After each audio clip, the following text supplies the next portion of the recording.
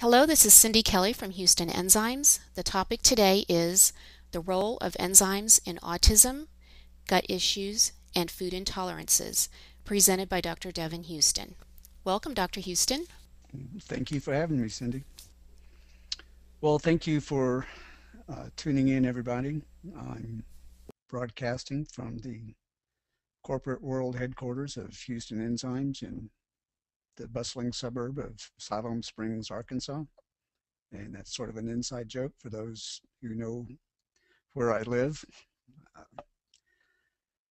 Um, Today, we're going to be talking about enzymes. And for those of you who have heard previous webinars, a lot of this information may be redundant. You may have heard it before, but from what a lot of customers have told me, they need several touches with this information for it to really sink in. So I've added a couple of slides, and I'm going to also focus on some of the questions we received from the pre-registration. And so I'm hoping that this will give you more information as well as emphasizing some of the important information that parents should know about enzymes.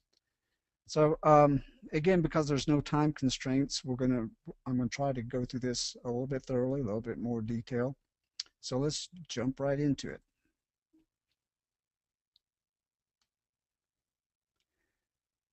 I always put this slide up, not to show off or anything, but I need to emphasize that supplemental enzymes are actually a very hot item in the supplement industry right now, and which means really just about anybody could conceivably start up an enzyme company, especially with the advent of the internet and online sales. But what you really need to know is that there is an art and science and some education involved in understanding the proper use of enzymes, which ones to use, which ones you don't want to use, where you want to get them, quality control, that type of thing. So I put this up here to help you get acquainted with me. I want to tell you that I do have an actual real doctorate from the University of South Alabama College of Medicine. I have published at least 9 research articles. You can go on pubmed.com and search under Houston space DB, and you will find what I have, those articles that I've published. And they've been over a variety of different topics. My main research area when I was a grad student was basically looking at discovery and characterizing certain metabolic enzymes. And from there, I became a classically trained protein biochemist. I then went on to a couple of postdoc positions, one at University of Virginia in Charlottesville, and the other at St. Louis University College of Medicine. And I looked at how environment and signals within a body are conveyed from cell to cell. I looked at certain things called receptors, which bind to different compounds and cause things to happen within the cell to which they bind. And at the time, a lot of this was basically in the area of looking at neurobiology, diabetes research. Um, I had grants from American Heart Association and NIH to um, investigate these different areas. And it was a very rewarding time in my life. Um, After some time, though, I kind of got the itch to go into private research, and which is a little less constrained and gave me opportunities to branch out into other areas. So I left St. Louis University and took a position as manager of research and development at an enzyme manufacturing company in Missouri. And this was rather a turning point in my career. After about a year there, I was um, asked by one of our salespeople to um, look at a project involving developing or finding a combination of enzymes that would help break down gluten and casein and certain other food proteins. And this was to be used primarily to help children with autism who had food intolerances. And it was at this time that um, we took that project, and during the development, I found a particular enzyme called dipeptidyl peptidase 4, or DPP4, as we also call it, as an undocumented side activity, basically a contaminating enzyme activity in those in the blends, certain proteolytic enzyme blends we were using. And that, in short, I won't go through all the details, but that brought me into the arena of autism research, um, which I found to be rather amazing and important. So after about 3 years, I left the enzyme manufacturer and started my own company back in Northwest Arkansas. And that became what we call Houston Enzymes. So my forte, my expertise has always been enzymes, though I have looked at enzymes in context of several different areas, such as I mentioned, heart disease, neurobiology, and diabetes.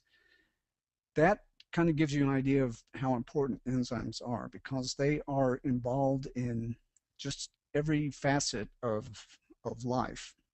And any chemical reaction that occurs within a biological system is going to depend to some extent on one enzyme or hundreds of enzymes. So basically, what are these things that we refer to as enzymes?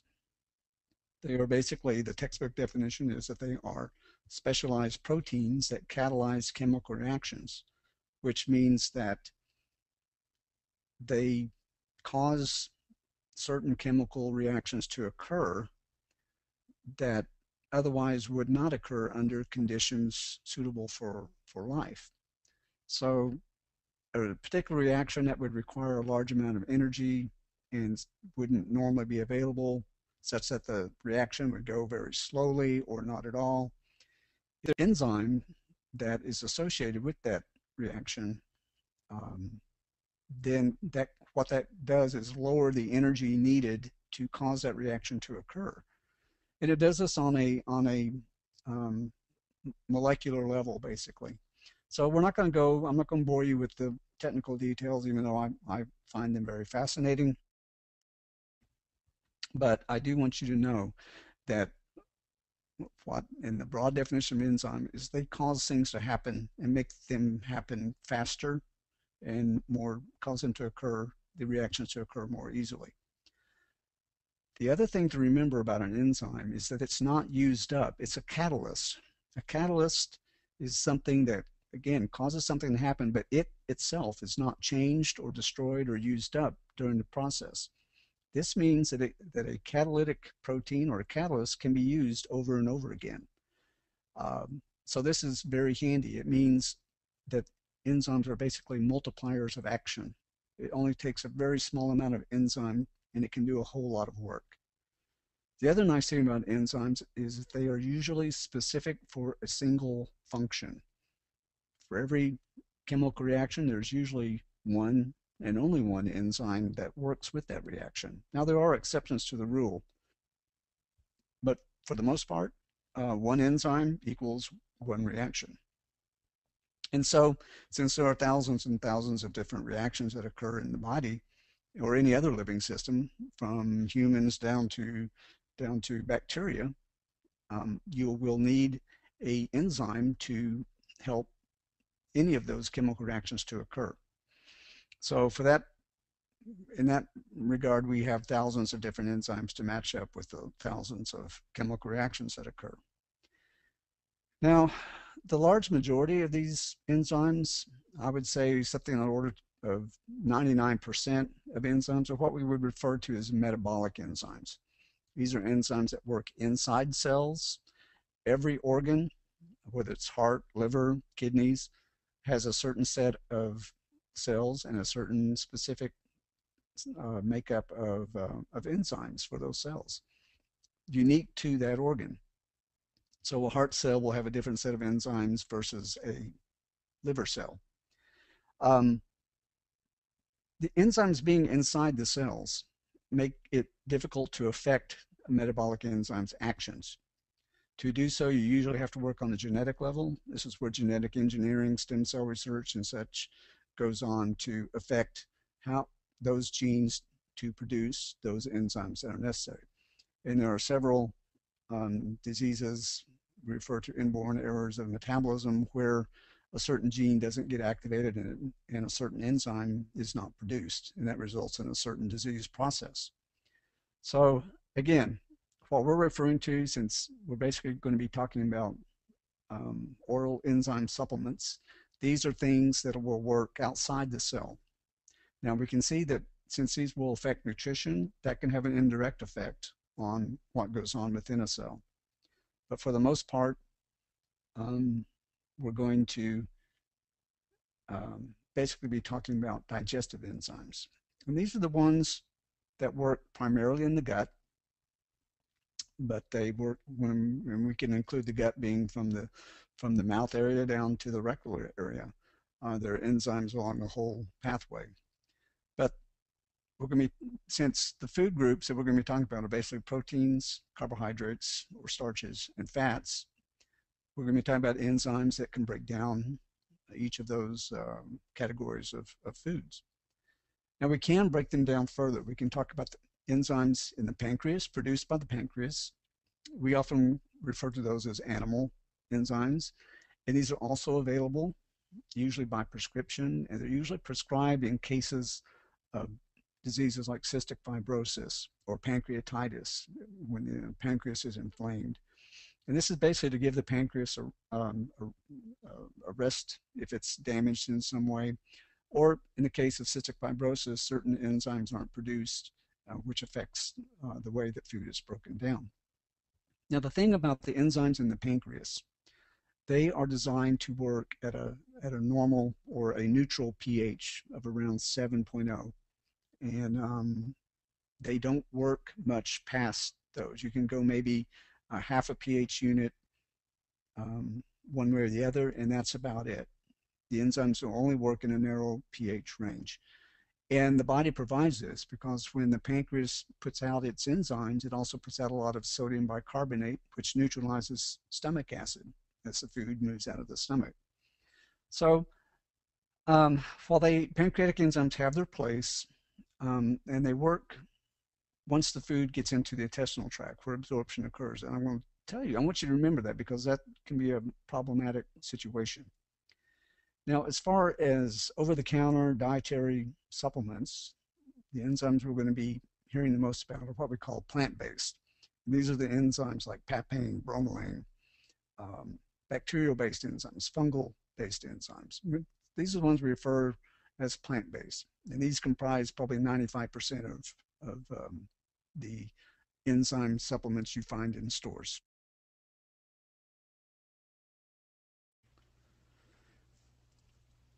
Now, enzymes, digestive enzymes, are necessary to break down what you eat, what you put in your mouth and chew and swallow. We need to break those down into a form that can be absorbed and used by the body. So that's an important point, because if what we ate just simply went through our system, one, it would be very rough on the GI tract, physically rough, but we would not be able to benefit. There'd be no way to provide the energy and the nutrients we need for the body to function. So as a result, within the digestive tract, again, from the mouth to the lower colon, you will find enzymes present all along the way. Even in the saliva, there are amylase enzymes and lipase enzymes. Amylase, and you can test for amylase very, very quickly and easily by just putting a piece of bread or a starchy cracker, let it sit in your mouth for a while, and you'll start noticing a sweet sensation. And this is the amylase enzyme converting starch into glucose.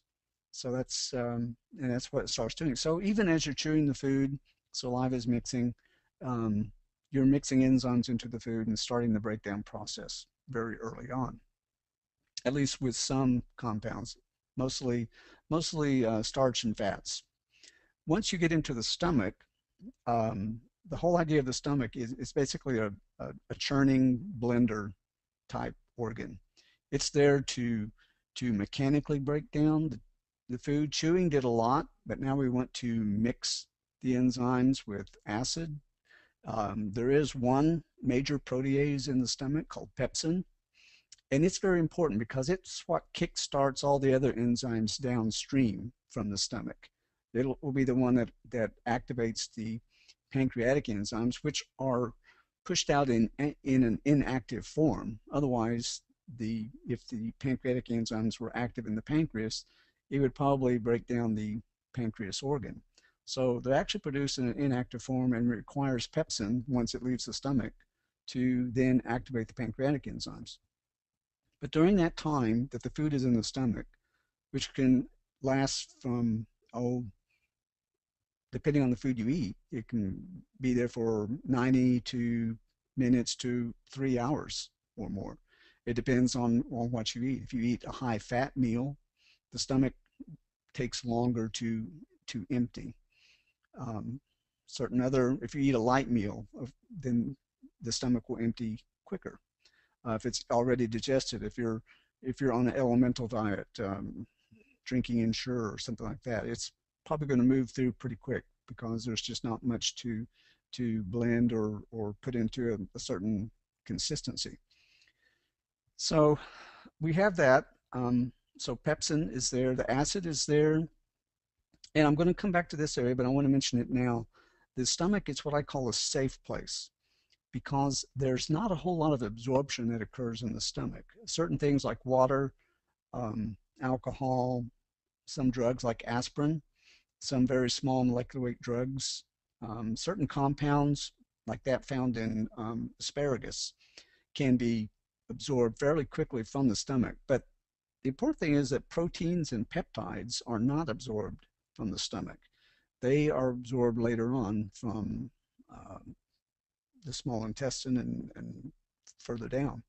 So the proteins need some work done before they can be absorbed. But even if so, if you just had peptides in the stomach, small proteins, you're not going to find that they get absorbed in the stomach. And I will come back to this because in the area of when we start talking about gluten and casein and those type of proteins and how enzymes can help alleviate the problems associated with wheat and dairy, that underlies the mechanism of action of how these enzymes work.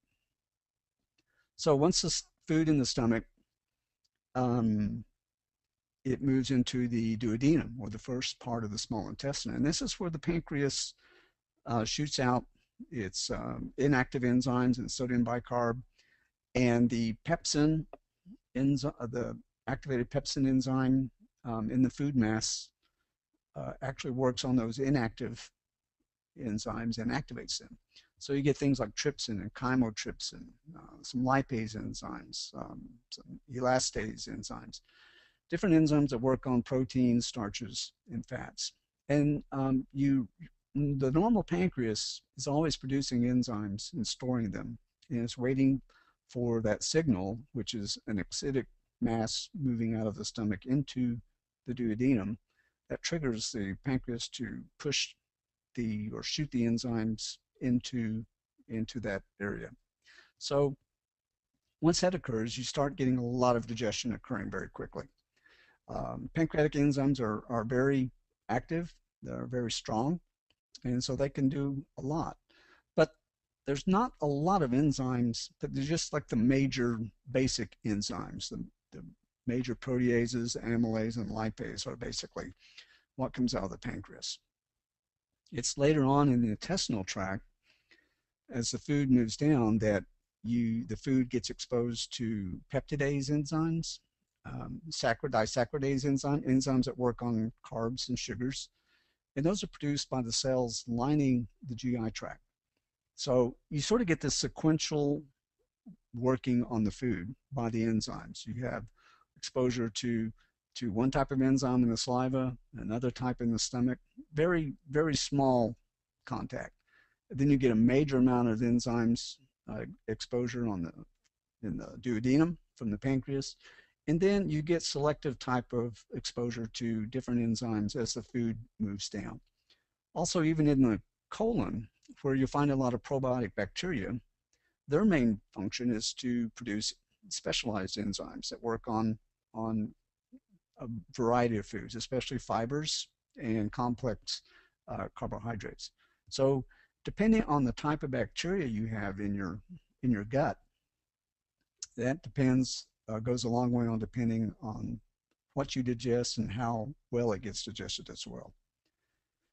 Um, the plant-derived enzymes offer, in my opinion, advantages over pancreatic enzymes.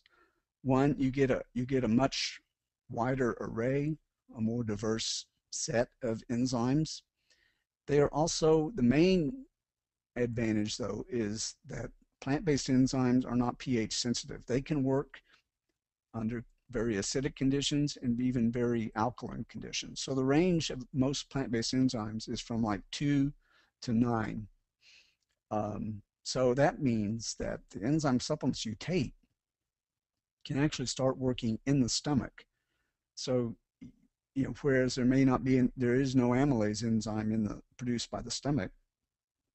So if you take one in supplement form, you start starch breakdown in the stomach.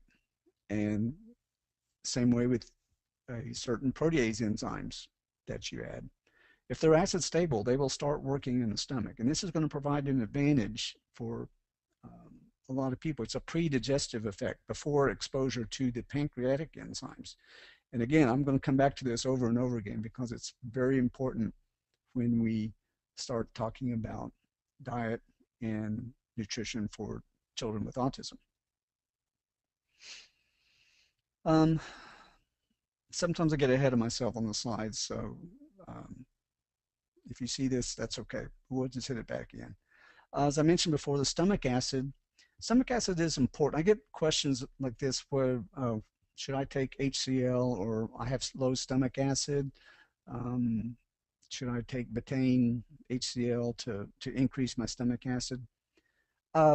You can do that if you want to help activate the pepsin, the endogenous primary protease enzyme in the stomach, which then is very important. And if you're on Prilosec or H2 blockers for reflux, you're decreasing the acid in your stomach, which means you may have decreased activation of pepsin and later on the pancreatic enzyme. So while reflux is helped, digestion may suffer. So the plant-based enzymes, the enzyme supplements, don't really care if there's stomach acid there or not, because one, they're already active.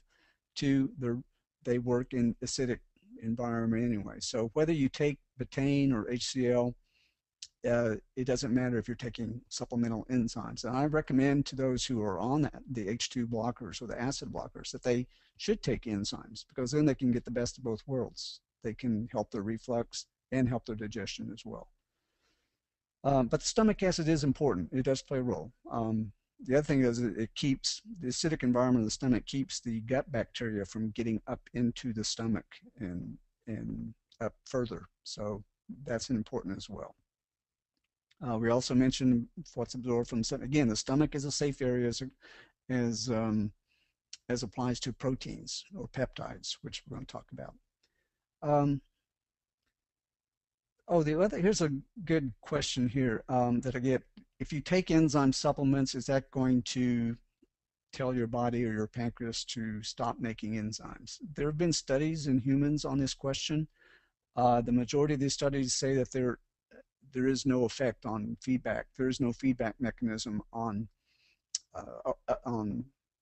oral enzyme supplements. Most of the studies looked at oral pancreatic enzymes like Creon and Biocase, and there was little evidence for any feedback control. In a couple of studies, there was sometimes a small effect, but it was hard to reproduce. Now, from that tells me is, and again, since the pancreas is always producing enzymes and storing them, really there's no signaling mechanism. There's no way it can tell that you're taking an oral enzyme. So in my opinion, there's little to no evidence for feedback control. The bottom line being is that no, taking enzymes for even long periods of times, and I've known people, even myself, taking enzymes for years, and our pancreatic enzymes are just fine. Also want to keep in mind that the GI tract is a major organ of the immune system.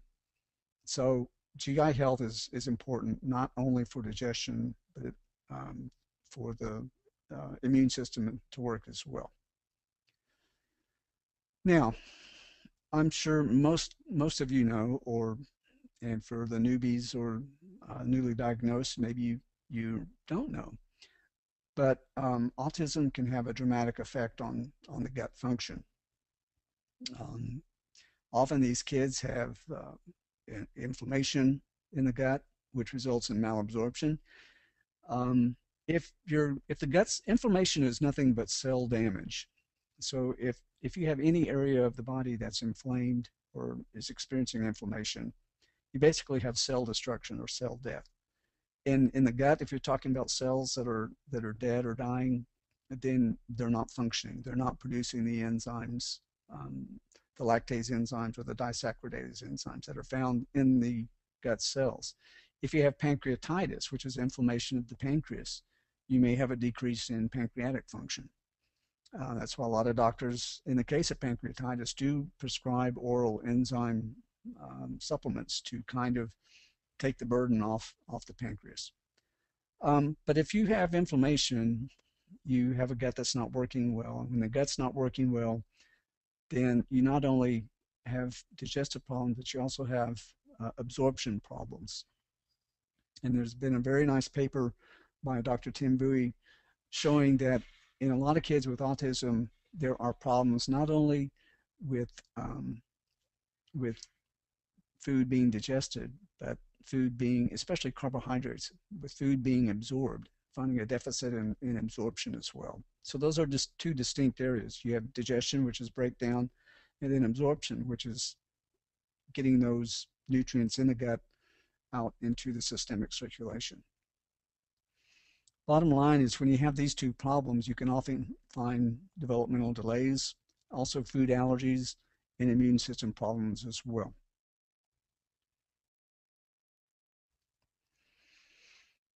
Sometimes there aren't foods, or there are foods that are not tolerated well in autism. Most people hear about wheat and dairy, with the two proteins being gluten and casein, respectively. These are the ones we hear about a lot. Soy protein as well, and this has caused a lot in the autism community go to the gluten-free, casein-free, or GFCF diet, which has done a lot of good for a lot of kids.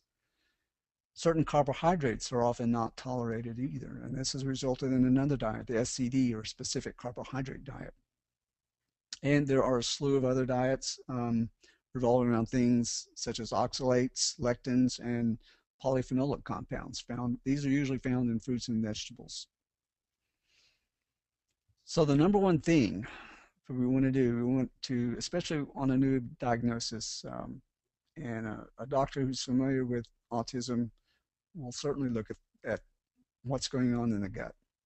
So if there's problems there, we want to get gut health improved. We want a healthy environment for probiotic bacteria, very important. We want to reduce inflammation as well as find out what's causing it. And also, a lot of these kids, if they have these problems, they find that certain foods are allergens, and they continue to become intolerant or develop allergies to other foods as time goes on. So we want to eliminate the potential for food allergies in the future. We want to reduce that.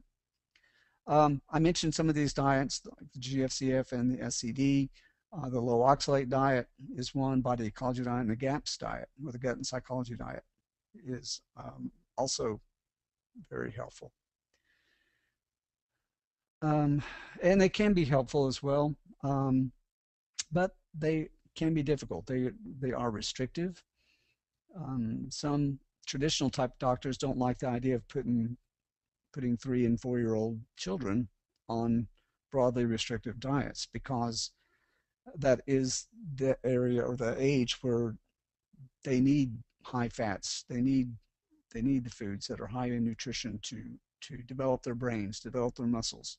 So we're always worried about nutritional sufficiency, and when a doctor usually recommends a child go on a diet, they also will recommend vitamin and mineral supplements to make up any deficit by excluding those foods. The diet's also, it's just hard on family lifestyles. Um, Families dealing with autism make a lot of sacrifices, and a lot of those, some of those sacrifices involves the whole family going on the same diets as the child does. So this can be an area of conflict with some families. Also, cost and availability of the foods. There's no doubt that the gluten-free food industry has exploded in the recent years, not just for autism, but in other areas as well. Celiac disease, um, IBS, and other intestinal problems as well. Uh, the cost of these foods is usually much higher than non-GFCF foods. Availability is not so much an issue now with the advent of a lot of online stores making these foods available. It's probably a good time to stress kind of at this point that we've we've been doing this for 12 or 13 years now. Um, we fully support those families and the whole idea of doing the diet, especially the gluten-free, casein-free diet. But and we're not trying to get people to not do the diet, but we do know that it's difficult, and um, what we want to inform, and basically we just want to give parents choices and educate them that based on what the existing science says, that in some cases, certain enzyme blends can be an alternative to the GFCF diet. So, but having said that, if you can do the diet, or if you are doing it and are seeing good results, we're not trying to get you to go off the diet. We're not trying to lure you away and make life simpler for you, though that often is the case. Um, but a lot of parents who do the diet and do the diet 100% often add in enzymes as well and can find another level of benefit from just doing enzymes alone. So you'll hear a lot of people, a lot of doctors saying, no, you should stay on the diet, not use enzymes. Just you can use enzymes and the diet. Um, we say, yeah, that's good. But to be honest, the science says that it is possible to do that. And again, we leave that up to the parent to decide. And again, it's just a matter of choice. So from here on out, I'm going to kind of show you the rationale for why we say that. And again, I always go where the science takes me. And if the science didn't lead me here, I wouldn't be saying it. So the other thing is, based on from what our customers, we still have customers that have been with us from day one, and many of those have gone, they've they've gone through this process. They've been 100% GFCF. They added enzymes. They saw good results, and then sometimes gradually they just find they can add foods back, and then they ask the question, well, we're seeing all these good results using the enzymes. Why are we making our lives more complicated by the diet? And a lot of them find that when they go off the diet using the enzymes, that things are just fine or even better. So we're not saying, again, that every child is different. Their diet is different. Their metabolism is different. May not work for everybody. And again, it's totally up to you. We're going to give you as much information as you need, or as we can give you, and let you make the decision. So having said that, Again, I just want to emphasize we're not anti-diet. We're very pro-diet. But we're also realists, and we just know that sometimes it's difficult, and in some instances there are some who say, well, just use enzymes for emergencies. And I always come back, well, if the enzymes worked for that a specific incidence, or if they work for an infraction, why can't they work every time? And it says, well, they do. So again, I just want to make sure we're being totally upfront and honest. And again, it's just what the science is telling us. Um, I threw this in this morning based um, on some of the questions I saw that were asked. There, enzymes are not a magic bullet. They're not going to help everything, and I'm kind of amazed at at some of the questions I get. Well, can enzymes help cancer, or can they help my um, warts? I don't know. I'm pulling things out of the air, but you gotta have to understand we enzymes, what they can do is basically based on how they break down food. So if your particular health problem is not related to diet or the food you eat, then enzymes may not be relevant. They may not be the problem, or they may not be the solution. On the other hand, a lot of people think that we're espousing enzyme supplements because people or a child has a isn't producing an enzyme or doesn't have enough enzyme. Well, I'm here to say that actually it's not a lack of enzymes. That's not always the problem. And I want to show that. Again, remember the stomach is a safe area. And there's not a lot of digestion that occurs in the stomach normally. And enzyme supplements can change that. So it's not always a lack of enzymes. Where the enzymes work is just as important. And because these enzymes, the plant-based enzymes, are acid stable, again, they're working in the stomach prior to what would occur normally when the food moves into the small intestine. We're also adding different enzymes. Plant, fungal, and bacterial enzymes produce enzymes that are different. They work differently than the enzymes we produce. They're similar, but they have slightly different profiles. In addition to being acid stable, they work on they work on foods differently than what the pancreatic enzymes do. So I hope I'm not muddying up the waters yet, but I'm hoping here we can decrease the confusion here. Some of the feedback we've heard, and again, this is anecdotal evidence, things we've heard over the years. Uh, Nonverbal or low verbal kids beginning to talk, or their vocabulary increases dramatically a few days after starting enzymes, better eye focus and contact, less stimming. These are all pretty amazing. And this is actually what amazed me when we first got into it. I thought, wow, that's pretty amazing results just for a product that helps with protein breakdown. So, but we want to get to what's happening, what's happening on the molecular level, and that's what we're going to get into.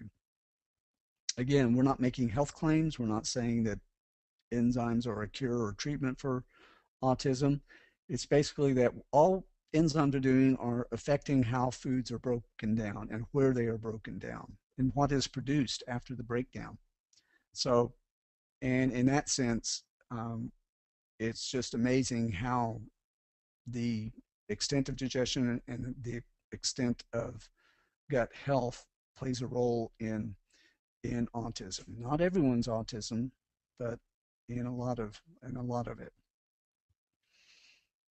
Um, Things that are directly related to digestion, such as bowel movements, this is almost a given. You know, especially loose stools and diarrhea, enzymes can be really helpful in this area. Constipation is a little bit harder to address with enzymes.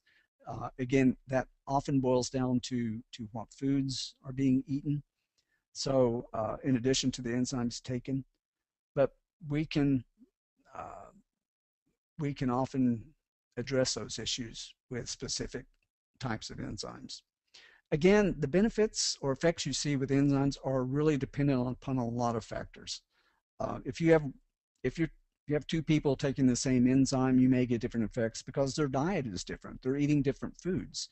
So the enzymes work on what you eat, what you put into your mouth.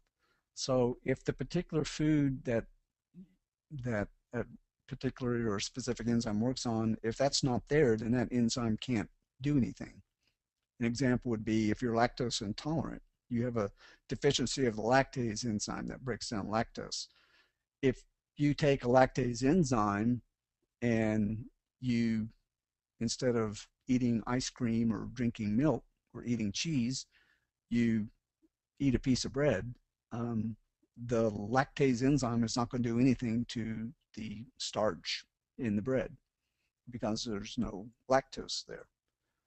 If you go ahead and eat some cheese, well, sure, the lactase will work on the lactose in the dairy. So again, benefits are there are many factors. It often depends on what type of bacteria you have in the gut, how quickly your gut moves, the motility. Um, so general health. Again, many aspects to look at. Now, as far as how the enzymes are helping, we're adding an extra set of knives, scissors, chainsaws, whatever, to break down proteins. The key word here and the key problem in a lot of food intolerances with autism is proteins. It's the proteins that are causing the problems. And the problem is that during normal digestion, you don't get proteins broken down completely to amino acids, not in the beginning.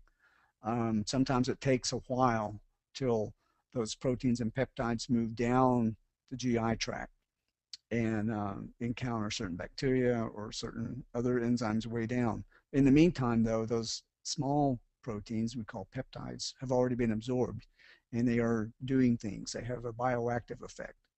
So how we can alter that is by adding different enzymes, protease enzymes. Protease enzymes work on proteins. So we're going to show you here in a minute how adding a different set of enzymes upstream in the stomach can prevent the production of exorphin peptides, which I haven't defined yet, but we will, as well as other peptides. And these are basically just, we're going to break down the proteins more thoroughly, which is the whole idea behind digestion anyway.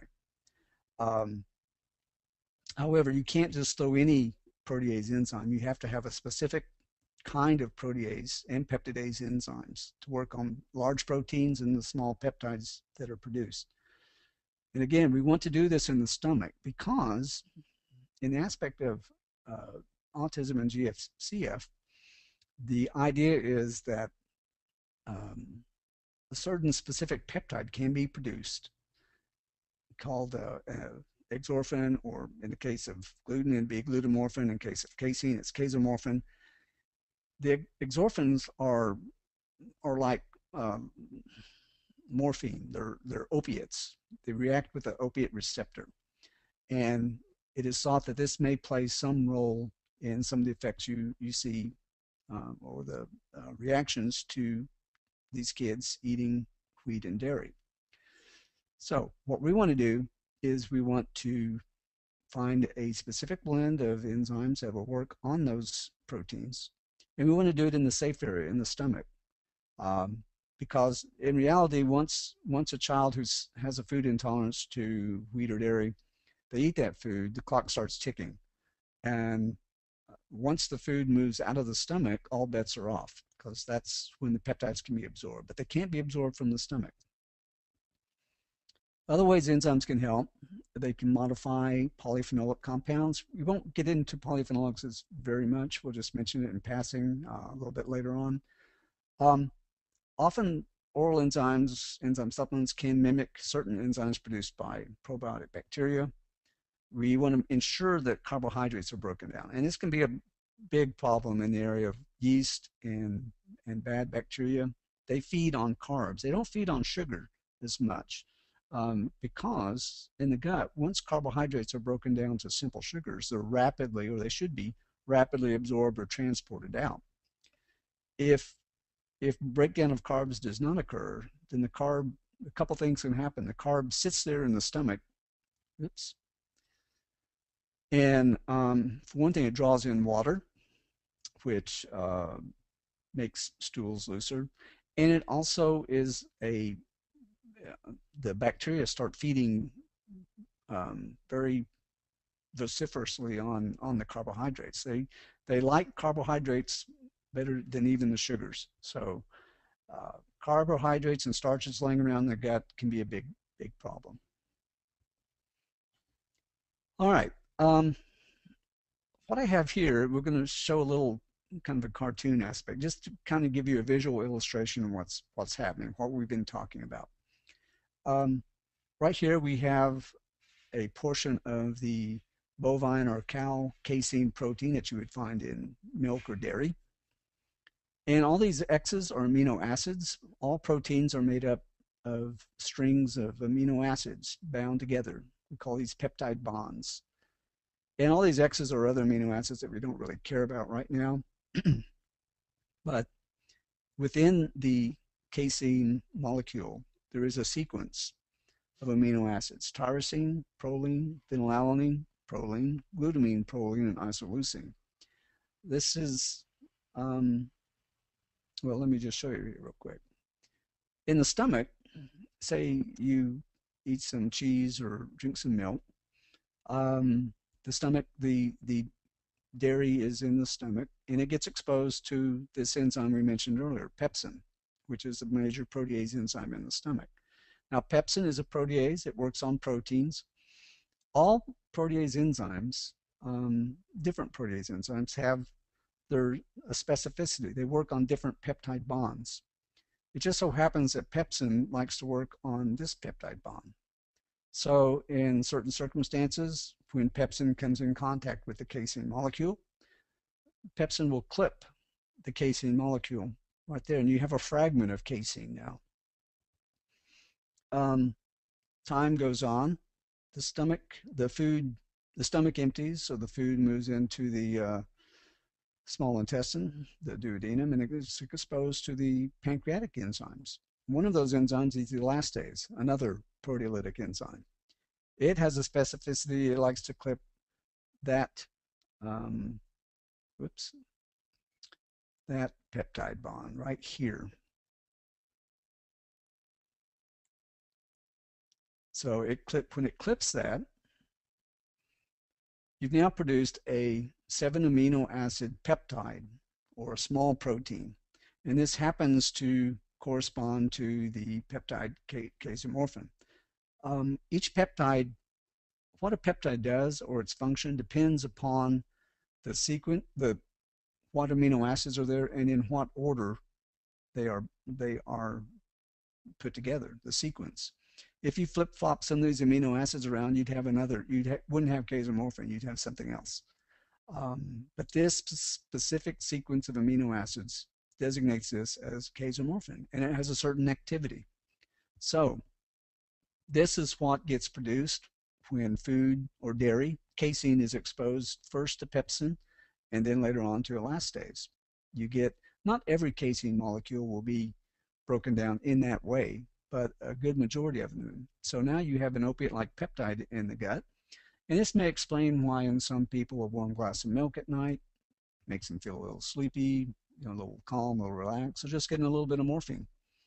And the body produces its own set of opiate peptides. We call those endorphins, and these are referred to exorphins because they come from outside and not produced inside. So what do we do with this? And when I developed the first enzyme product to help the diets of those dealing with food intolerances, I came across this because the question was, I knew that we were talking about casomorphin and glutamorphin and these exorphin peptides. My thought was, well, there has to be some way to break down those peptides. And I had not previously known about dipeptidyl peptidase 4, but when I went to the literature and you know put keywords in, um, break down exorphin peptides, I came up with articles that detailed this about this enzyme. This is the DPP4 is the only known enzyme to break down casomorphin and other peptides that have similar structure. It's also produced by cells that line the GI tract. So now the signals or the bells are going off in my head saying, hey, this is interesting. This may explain what's going on. It was at this point that I wondered, knowing, and then this is again the experience of working for an enzyme manufacturer. I knew that these enzymes, even though they were standardized on a certain type of enzyme activity, I knew they contained other enzymes as well. We just didn't talk about them, or we didn't know about them. No one had gone fishing or looking for them.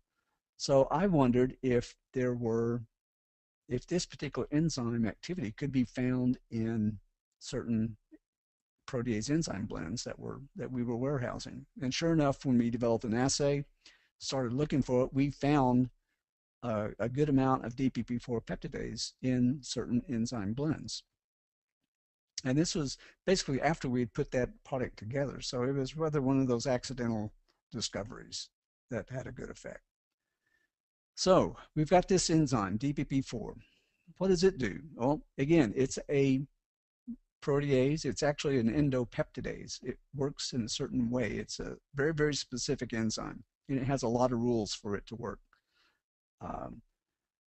One of them being that it takes off amino acids in sets of twos. It doesn't break them down individually. For it to work, here are the rules. One, this side of the peptide has to be unblocked, or basically not attached to any other amino acid. So as long as this end is, we call it free, this is what we refer to as the N-terminus is free, then that's one of the requirements. DPP4 can work. The other requirement is that the amino acid proline has to be the next to the last amino acid on this end. It doesn't care what this amino acid is on the end, but the next to the last, or the penultimate, it's a big word meaning next to the last amino acid, has to be here. So if that scenario occurs, unblocked last amino acid, proline next to last amino acid, then this can happen. The DPP4 takes off two amino acids from that end. Now, what we've done here is basically we've changed the structure of this peptide. When you change the structure, you change the function. So here we've altered it where it's not really casomorphin anymore. It's a variant. It may have different activity now.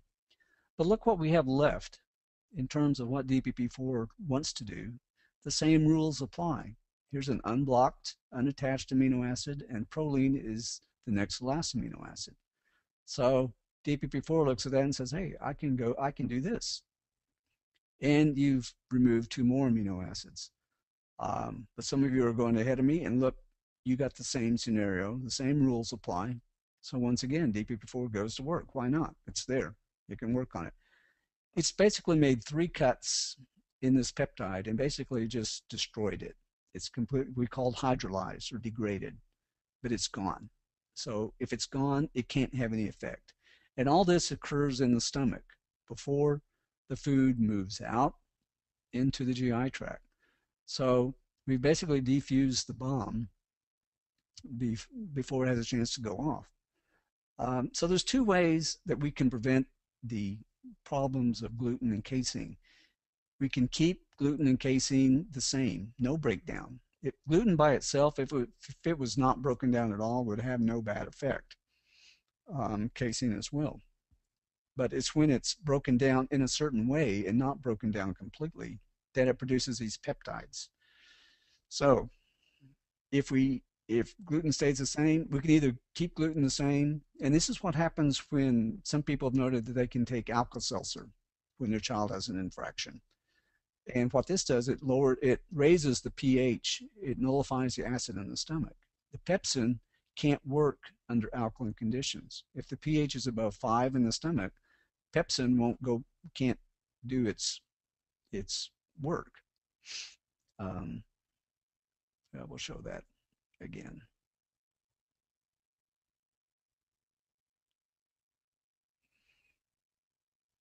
So in that case, taking Alka-Seltzer Gold or bicarbonate, you're basically preventing pepsin from cleaving the casein or gluten molecule.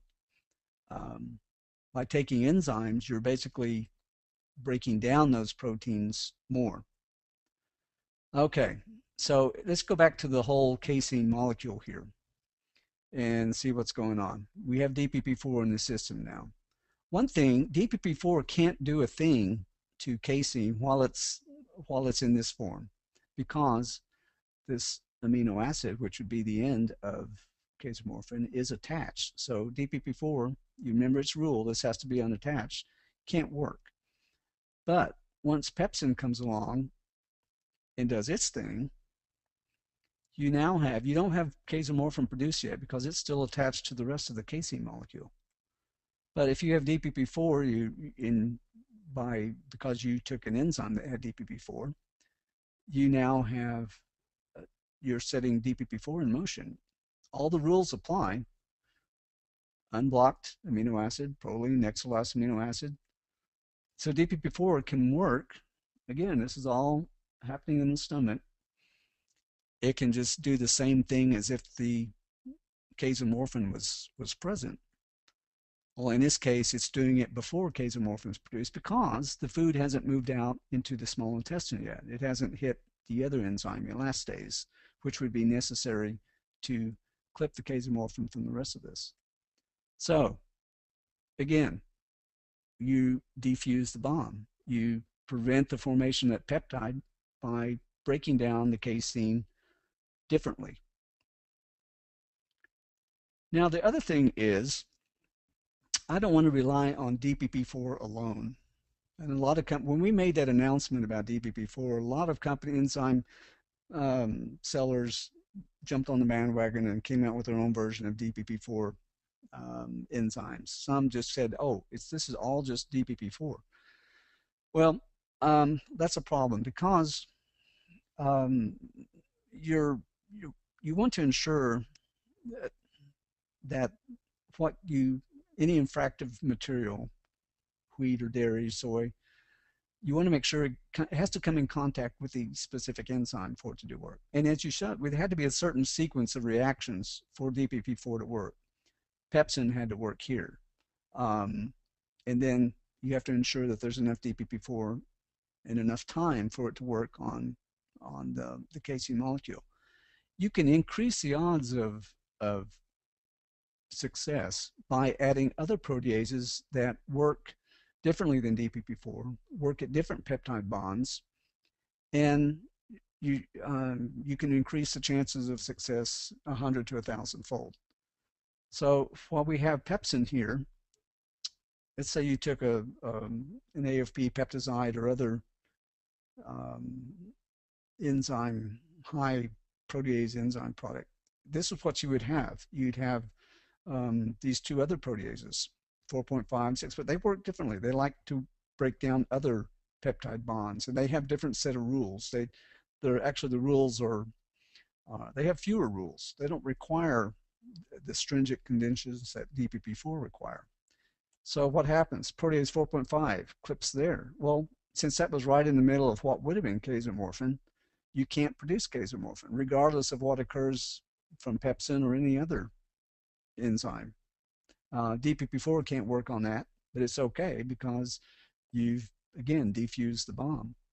What about protease 6.0? It likes to work on these kind of bonds. So it goes ahead, clips that bond, and even if protease 4.5 wasn't around, the 6.0 would have done thing. It would have cleaved right where the one of the peptide bonds of the casomorphin. So again, we don't even care whether DPP4 is there. So it's really not necessary completely for DPP4. You're just adding or multiplying the effects or the chances of success of basically breaking down these peptides. And so once again, all this happens in the stomach, elastase can come along and do what it wants, but it doesn't matter. It you're still not producing casomorphin. So this applies to any other protein as well. Gluten, casein, soy, any other. Those are the proteins we know that have the sequence for the casomorphin molecule. They're considering the hundreds of thousands of proteins that are present in different foods. There's a good chance that this seven amino acid peptide can be present in other foods as well. Wheat and dairy are the ones we know about. Soy we just discovered a few years ago. Soy morphins they're called. Again, they have this very similar structure of high in prolines, alternating sequence, and that is again that's the substrate that DPP4 likes to work on. But other proteases can have effect as well. So my bottom line point is that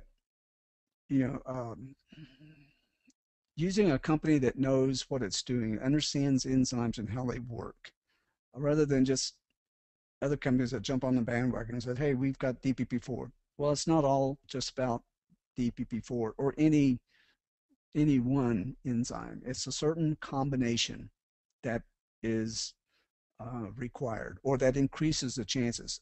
Am I saying we're the only enzyme company that has an effective enzyme? No. But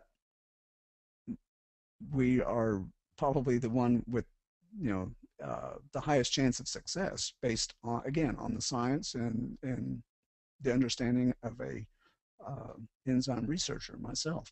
Other companies don't have that kind of background and experience. Now, what about other things? What about carbs, oxalates, or polyphenolics, those type of things? We can use a similar model in some areas with the carbohydrates. That comes in play. We're basically breaking down carbs in the same way we break down proteins. We're just breaking them down into simple sugars. Using different enzymes that from different sources like fungal and bacterial sources. Again, their amylases are slightly different. Their galactosidase enzymes are slightly different than what's produced in human or bacteria or the probiotic bacteria in the gut. So it's a similar model. With the polyphenolics, and again, I'll just talk about this briefly. It is different with polyphenolics. We're not really talking about breaking down the polyphenols. We're just modifying them. Polyphenolics are good things. These are the antioxidants, the anti-carcinogenics, anti-mutagenics in diet. They're why you're encouraged to eat fresh vegetables and fruits, because they're high in polyphenolic compounds. They also, because they're antioxidants, they play a role in decreasing oxidative stress. The problem is this phenol structure, which is not bad. Phenol, there's a compound called phenol, and that's toxic. But polyphenolics, they're just using the same phenol structure. Looks like a stop sign, basically. But you attach different things to it, you change it. It's not toxic anymore. But when we talk about phenols or phenolic compounds, we're talking about these type of things: flavonoids, anthocyanins, flavones, isoflavones. These are what you find in soy material. Proanthocyanins, found in red wines and chocolate, apples. Quercetin, very, very important antioxidant. But this phenolic structure, this is what we're talking about right here. As you get the polyphenolics, means they have more than one, and they can get very huge. They can get really complex structures. And the thing is, there's two types. When a polyphenolic is formed in a plant, a fruit or vegetable, what happens is the basic polyphenol is made, and then after it's made, the plant attaches sugar groups to the structure, making it what we call the glycone form. The glyconic form of polyphenols we can't absorb from the gut. What has to happen is we have to convert it to the aglycone form, or we have to remove that sugar group. that carbohydrate group off the phenolic structures, and then the polyphenol can be absorbed and do its good nutritional things. We think what's happening when it can't be absorbed, you get a backup of these non-absorbed polyphenols in the glyconic form. And we think in certain individuals that's causing maybe a histamine reaction or some other adverse event. And so that's why you see some of the red cheeks and red ears in some of the people who have uh, these problems with phenolics. Even adults have problems with certain red wines, me being one of them. You can find that with certain enzyme products like nophenol. Uh, you can you're basically using an enzyme to remove those sugar groups and let these good compounds then be absorbed and not have I don't get the little naggy headache behind my eyes that sometimes occurs with certain wines or beers. Um, and it's not just those as well. Certain foods like berries, blueberries, blackberries, strawberries can be high in these compounds, and if they're not processed appropriately, they may cause some kind of food intolerance. And again, this is kind of what I just uh, said. I got ahead of myself. Um, there's an enzyme in the gut, mucus of the gut, mucus lining called PSC or polyphenol sulfonyl transferase. That's an important enzyme. It sulfates certain polyphenols or desulfates, and it helps in detoxifying um, certain compounds. This also happens in the liver as well. Again, we're not going to go into the more technical aspects of it, but just in certain individuals, um, those again using a specific enzyme product focused or targeted for polyphenolic compounds may be helpful. Okay, again, same thing. All right. At this point, we're going to get into some of the more practical applications that are involved in enzyme. One is dosing. This is probably 80% of the questions we get about enzymes revolve around dosing. How much do I give? When do I get it? And that type of thing. And what we want to emphasize, one, enzymes are probably the safest supplement out there. There have been studies in humans giving huge doses of enzymes, finding no toxicity, no pathology, no side effects, no problems. So there's really no upper limit on them. So we encourage experimenting a little bit in finding what dose works for you. Again, it's going to depend on what foods you eat, what type of foods you eat, how much you eat, the general condition of your GI tract. Sometimes you may need a little help. You may need to get your gut into a certain improvement level before the enzymes you take really kick in. Sometimes it's the enzymes that help cleaning up junk laying around in the GI tract. There's evidence that taking enzymes can alter the probiotic population within the GI tract for the better. So it's just really depends. So we say, we'll put a dosing recommendation on a bottle, but feel free to experiment a little bit because everybody's different. We do say you want to prolong the contact time between enzymes and food. So try taking enzymes at the beginning of the meal or right before a meal. I find just keeping a bottle on the dinner table just reminds you that it's there. You can reach over and take swallow a couple of capsules with your water and before the meal starts. But then we're trying to optimize the chances of success for enzymes. So give enzymes a chance to work and work as long as possible. The more you eat, the more enzymes you may need. A Thanksgiving Day size meal may require 2 or 3 capsules, whereas one would work before. It's not based on how old you are or how big you are, but how much is there for the enzymes to work on. Since you basically have the same amount of time, if it's more food, may need more enzymes because again, the clock is running. Depending on who you are and how quickly your stomach empties, you may have only an hour and a half, you may have 3 hours. Um, but the enzymes do work quickly, but you can get it done faster by taking more. You're just, again, putting out more enzyme molecules out there to help with the breakdown of proteins and carbs and fats. Enzymes, again, work on only those three things: proteins, carbs, fats. Most medications and other supplements don't fall into that category, so the enzymes are not going to interfere. When do enzymes start working? They should work with the first time you take it, with the first meal you take, because you're not talking about an antibiotic or drug that has to get to a certain level within your systemic circulation. So it should work. Again, depending on the extent and which enzyme you use and what food you ate with it. So you should see results within a couple of days.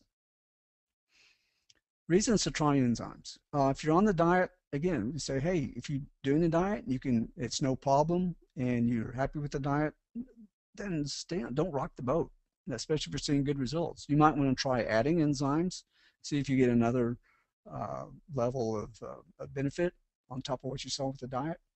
But on the other hand, if you find that it's just hard to do the diet, you can't use it consistently, then hey, don't give up hope.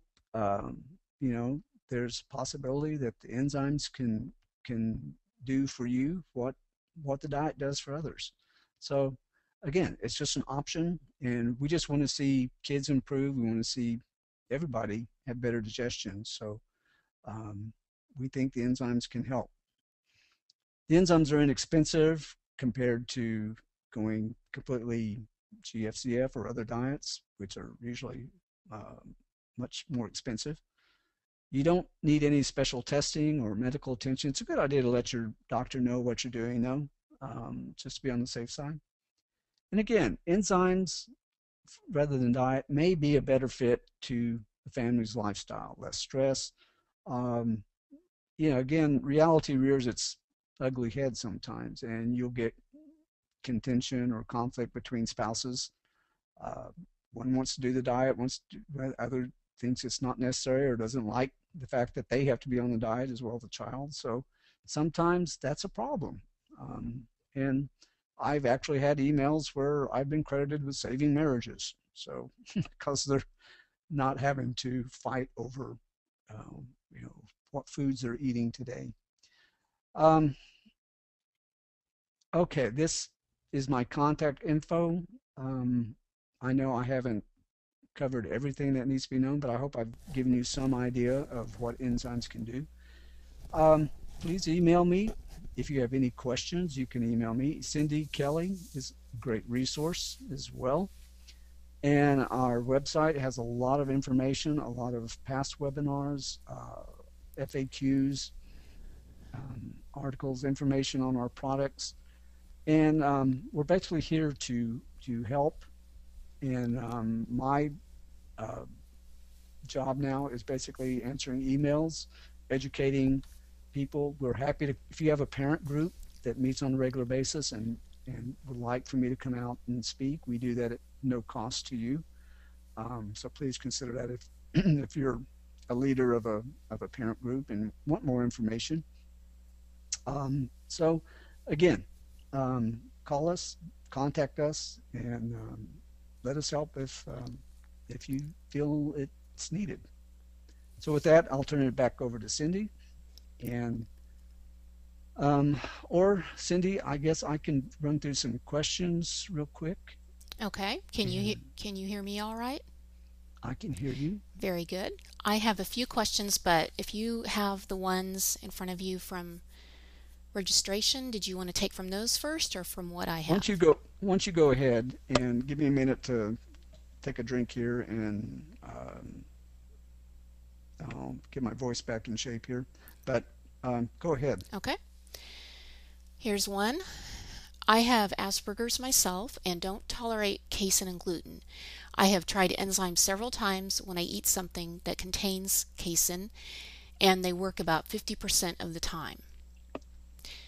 So, what would you suggest that she try when she seems to have success about half the time? Okay. It could be purely a dosing problem that you're getting 50% effect. Maybe you need twice the amount of enzymes.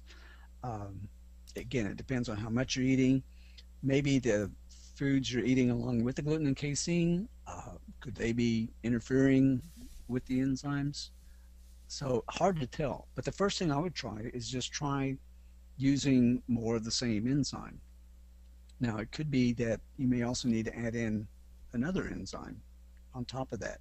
Make sure that the enzyme product you're using is designed to, if you're addressing uh, wheat and dairy or gluten and casein specifically, make sure that the enzyme product you're using is designed to break down proteins. And it, there's a lot of choices out there. I think, again, I'm biased. I feel our products, based on my education and research, uh, should be the best out there. But I am more interested in people's getting good digestive health. So if another company's product works for you, um, then I'm all for that as well. Will enzymes help a non-autistic child with leaky gut and severe milk allergy? If yes, which one? Sure, yeah. Like I say, enzymes are not just for autism. We say enzymes are for anyone who eats food, and I think that covers about 100% of the world's population. So, milk allergies, you've got to be a little bit more specific. Is it a lactose intolerance, which a lot of people over 30 experience? Then you might need the carbohydrate enzyme like lactase. If it's an allergy to the milk protein, casein being the main product, then you may need something like AFP peptide or a high protease enzyme product. Can DPP-4 break down egg protein? No, DPP4 breaks down, like showed you, a specific type of peptide bond. It won't work on egg white, which is mostly um, uh, ovalbumin. uh, a general protease like protease 4.5, papain, or protease 6.0 should do a lot to break down egg white. Are you familiar with it looks like this word is dermorphin pathway? Yes, And dermorphins. Yeah. okay, and which enzymes can interrupt it? Dermorphins are another type of opiate peptide produced, and I'm blanking on the structure real quick. Let me, again, it all depends on the structure of the peptide. Um, Depending on the particular amino acids that are involved with that. Dermorphin is a tyrosine, alanine, phenylalanine, glycine, tyrosine, proline, serine peptide. DPP4 won't work on that particular structure, so we have to rely on other proteases to work on that. And that's basically because of the particular hydrophobic amino acids that are worked with there. I think the protease 4.5 and protease 6.0 should work to some extent on the dermorphin. So again, that's the advantage of combining certain types of proteases together in one product. So not relying just on DPP4, but relying on the combined activities of three different enzyme blends, which actually there's more proteases than three, but those are the three that we standardize the activities on. So it again, the answer is you can try the something like AFP and not have to worry about it. Then DPP4 won't do it, but maybe the other proteases will. Why do humans need enzymes when nature designed us to work correctly? Well, humans. are prone to break down. Um, it may be that some people feel that if we use a raw food diet, we get all the enzymes that we need from raw foods and vegetables. Um, True, uncooked foods do contain some enzyme activity, but you can see how much enzyme activity they have very easily. You can usually it's just enough to make the fruit or vegetable rot or break down over a period of days. And since it takes a matter of hours for digestion to occur, there's not enough enzyme in those foods to help digestion that much. So you can put a green banana on your countertop, see how long it takes before it turns yellow, then black, and then dissolves into a sticky, sugary mess. Usually it takes days to do that. So digestion works much quickly. So we need more concentrated, higher potency type enzymes than what is found in nature. Did you have any that you wanted to touch on from when people Let's registered, see. Let me. or we can end here too? I noticed we're Um, 25 minutes over, but we can keep well, going. that's okay. Sure. Um, yeah, let me check real quick. Get back here to the top.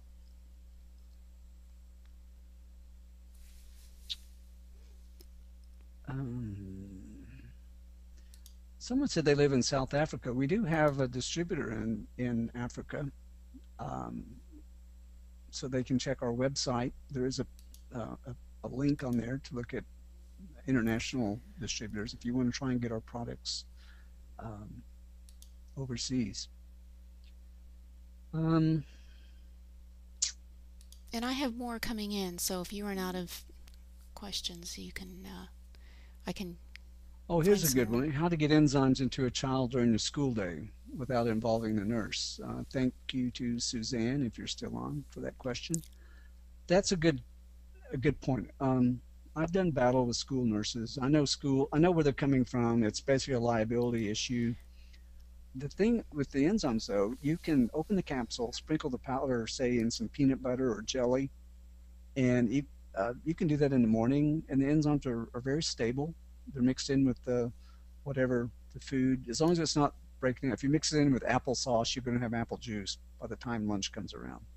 But if you put it in a butter, almond butter, peanut butter, or jellies, um, it helps insulate the enzymes and protect them from moisture, and they will still be very active uh, in the 4, 5, 6 hours that it's sitting there, even at room temperature. So you can try putting it in the foods that you send to your child's lunch. We do have enzymes in flavored chewable tablets. If that sometimes, since it's not a capsule, the schools don't care as much. They kind of look like sweet tarts, so one could just say, "Hey, it's a candy." Um, but yeah, there's ways around it. You can even mix it and put it in a liquid, in a juice, and it will stay very active till lunchtime at the school. If And let me see. I was going to mention that on our website, we have an article in the Learn About Enzymes section, and that mother might want to look at that. It has a listing of everything parents have tried for mixing the enzymes, so it has some good tips in there. We have some questions from people like me who are 50 or older, and it's true that as you age, you often start seeing more digestive problems, and enzymes can be very helpful in that area. So again, it depends if it's all foods you have a problem with. We have a broad spectrum enzyme product called Trienza that covers everything. If it's a specific food problem, um, let us know. If it's dairy, we have Zyme Prime that has a lot of lactase and other enzymes. Um, Proteins, again, the AFP can help in that area. Um, and Someone asked from Christina from Newark in Delaware. um, wants to know if we make speaking engagements. Yes, I mentioned that already. Contact us and we'll be happy to try and set up a date. And we try to do that at no cost. Expenses are um, sometimes problematic, but for the most part, we try to just do that on our own. So we understand groups are not um, flush with money. Um, so yeah, just give Cindy an email and send her one, and she'll be happy to try to accommodate you. And you have any more? I have many. Would you like some more? I've Sure. got, do you know of any connection between enzymes and diabetes?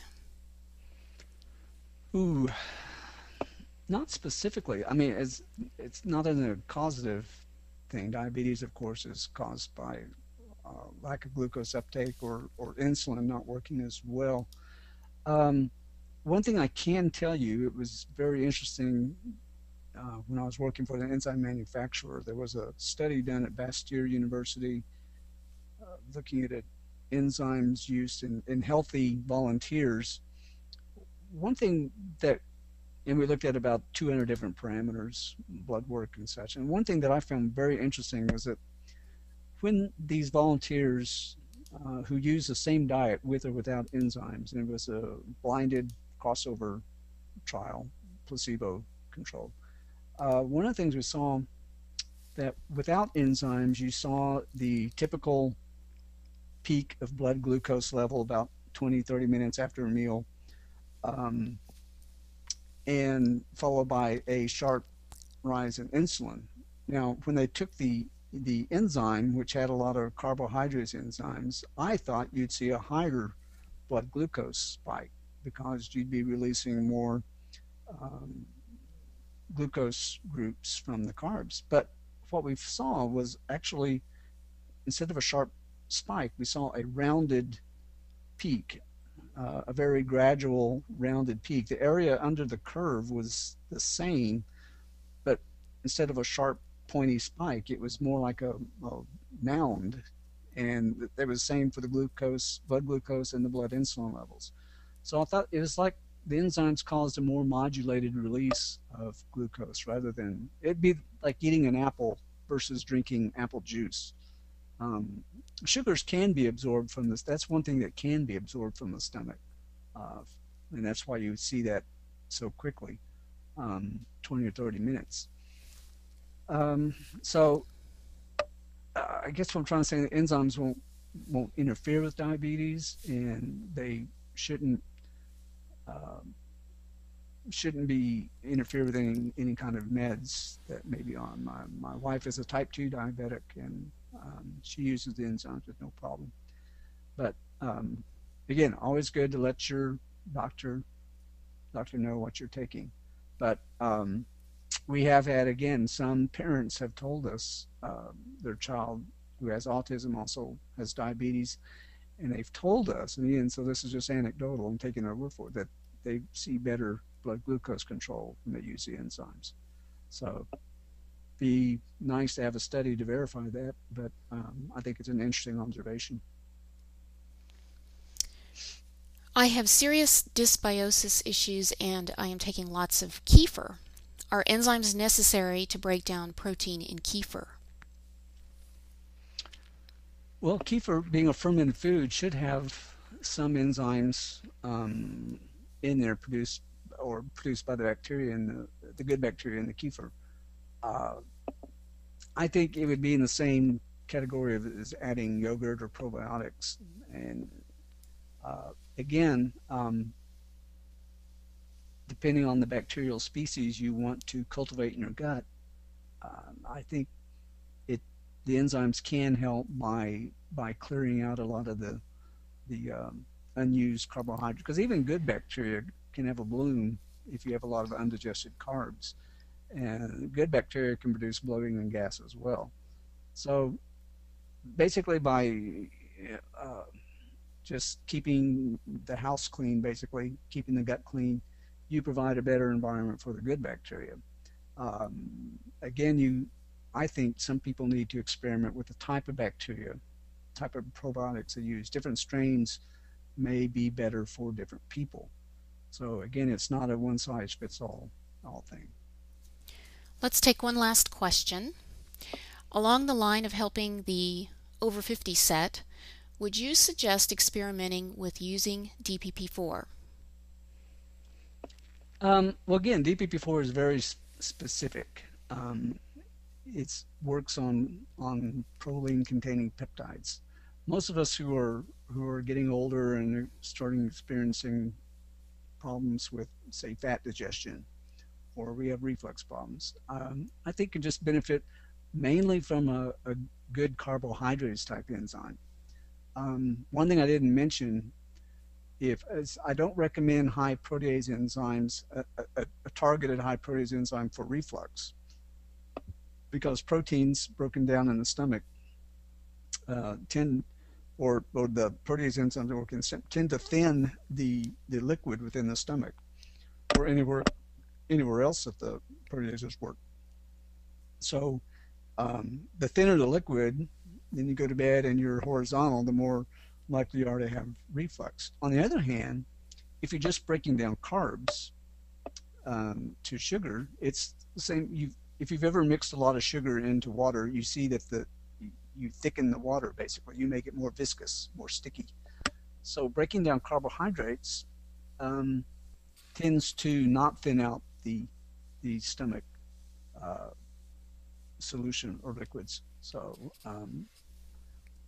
again, anecdotally, a lot of friends of mine who are on the H2 blockers or have reflux problems, heartburn, find that, for example, if they can't eat a steak without getting heartburn, but if they use something like Zyme Prime, and in this instance, it's not the carbohydrate, it's the lipase enzyme breaking down the lipids in the stomach quicker, which causes the stomach to empty quicker. Yeah, let me backtrack. Let's not talk about carbs for reflux and such. Um, Break down the lipids, break down the triglycerides.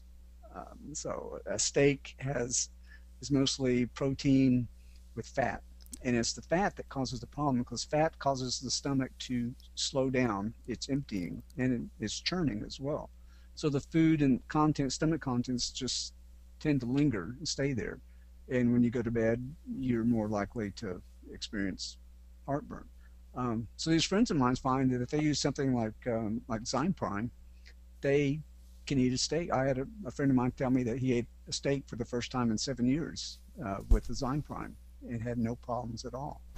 So that kind of thing, and I think it's not breaking down the proteins; it's breaking down the fat, and that causes the stomach to empty sooner. And once you have an empty stomach, you can't have reflux. You don't. There's nothing to reflux. Okay, thank you. And everyone, thank you for attending. If our recording went well, we will post the webinar on our site within a few days, and you will receive an email with the link to the recording. If we didn't get to your question today, and I know we did not get to a lot of the questions, please call or email us. Thank you, Dr. Houston, and thanks to everyone for attending.